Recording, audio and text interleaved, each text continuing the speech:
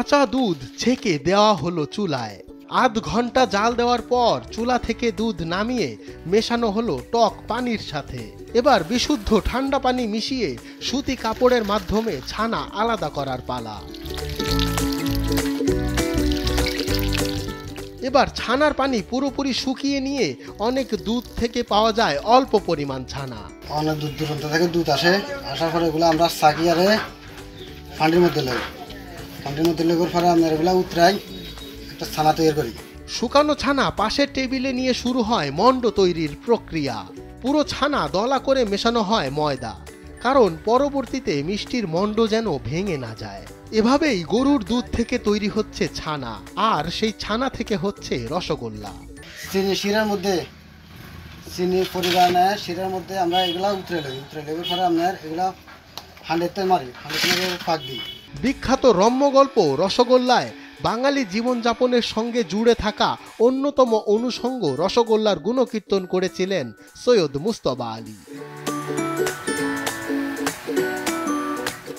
রসগোল্লা এমনই এক মিষ্টি যার স্বাদের মাধুর্য বাংলার বাইরে ৭ সাগর ১৩ নদী পেরিয়েছে অনেক আগেই। আর এই মিষ্টির উদ্ভব আসলে কোথা থেকে তা নিয়ে দ্বন্দ্ব কিংবা বিতর্ক থাকলেও ফেনীর খণ্ডলের রসগোল্লার স্বাদ নিয়ে নেই বিতর্ক।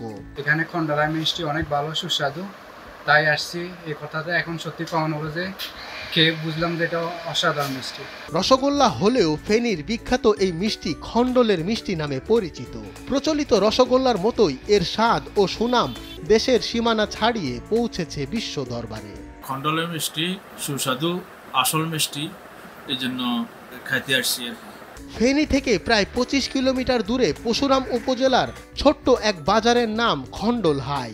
গত শতাব্দীর ৭০-এর দশকে এই বাজারের নামেই নামকরণ করা হয়েছিল ঐতিহ্যবাহী এই মিষ্টির। ১৯৭০-৭১ হইতে এখানে আমি আসি, আমার খাওয়া দাওয়া করি, চা পানীয় পান করি, লোকজন আমার সার্বক্ষণিক থাকি, লোকজন হাঁটা দাওয়া করে দেখি দিই অনেক জমজমাট এখানে মিষ্টি খাওয়ার জন্য দূর দূরান্ত থেকে লোক আসে। ফেনী, চিটাগাং, ঢাকা, মানে বহু দূর থেকে লোক আসে পার্সেল নিয়ে খাওয়া।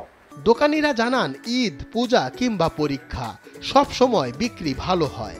এ সময় দৈনিক ১০০ থেকে ১২০ কেজি মিষ্টি তৈরি করা হয়। অন্য সময় তৈরি হয় ৬০ থেকে ৭০ কেজি মিষ্টি। লোকমুখে শোনা যায় একজন মানুষ ১ কেজি মিষ্টিও অনায়াসে খেয়ে ফেলতে পারে। এই পাটোয়ারির জন্মলগ্ন থেকে ৭১ সাল হইতে এ পর্যন্ত মিষ্টি দোকানে মান উন্নয়ন ধরে রাখছে আমরা দেখতেছি। সৎভাবে নেওয়া ছোট্ট একটি উদ্যোগও অনেক সময় বড় আর বিখ্যাত হয়ে যেতে পারে। ফেনীর খণ্ডলের মিষ্টি তার একটি অনন্য উদাহরণ হয়ে আছে, এমনটাই বলছেন স্থানীয়রা।